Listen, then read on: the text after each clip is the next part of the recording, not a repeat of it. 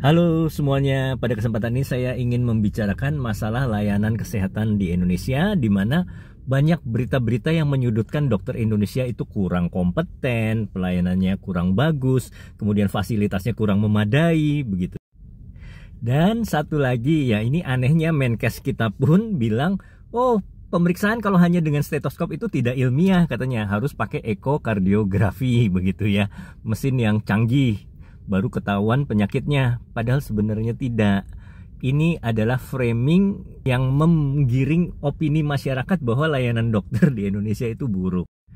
Jadi framing ini dihembuskan sendiri oleh Menteri Kesehatan. Ini yang sangat saya sayangkan. Jadi ini contohnya teman saya sendiri ya. Teman saya sendiri itu dia tantenya sakit, ya dirawat di sebuah rumah sakit. Ya pengennya pakai BPJS, tapi dia mau mintanya pemeriksaan yang macam-macam, yaitu karena di otaknya dia layanan dokter Indonesia itu udah kurang bagus.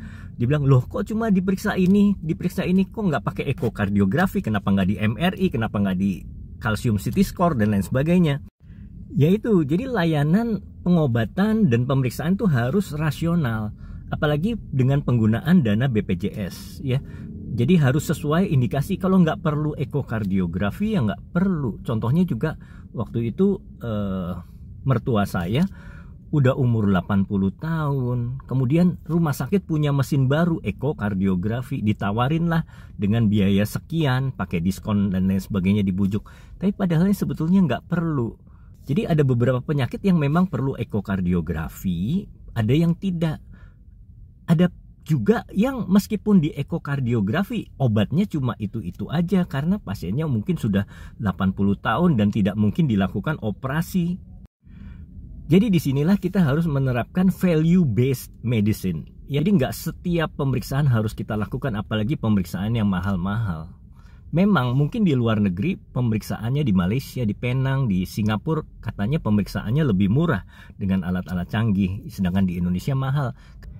Tapi sekali lagi tidak semua pemeriksaan harus kita lakukan, harus sesuai dengan indikasi medis. Memang yaitu di framing bahwa layanan di Indonesia itu pemeriksaannya minim sekali, nggak pakai alat-alat canggih.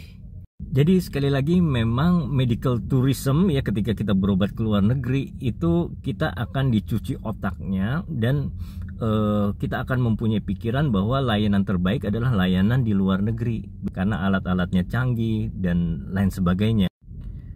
Padahal di Indonesia juga ada itu alat-alat, begitu ya. Hanya saja dengan biaya mandiri itu biayanya memang mahal. Dan mungkin Anda bilang dokter-dokter di luar negeri kok lebih care, lebih mau ngasih penjelasan, ngasih edukasi. Ya karena Anda adalah turis. Kalau mereka kepada penduduk sendiri di pedalaman atau daerah yang padat layanannya, itu mungkin sama aja seperti layanan rumah sakit umum di Indonesia. Jadi begitu, medical tourism kalau kita sebagai turis pasti dilayani dengan baik. Ya, jadi itu saja yang ingin saya sampaikan kepada teman-teman di sini. Jadi jangan sampai kita terbuai oleh pemeriksaan-pemeriksaan yang canggih-canggih padahal tidak rasional. Ya, percayakan pada dokter-dokter Indonesia yang betul mengikuti konsep kebenaran ilmiah dan evidence based.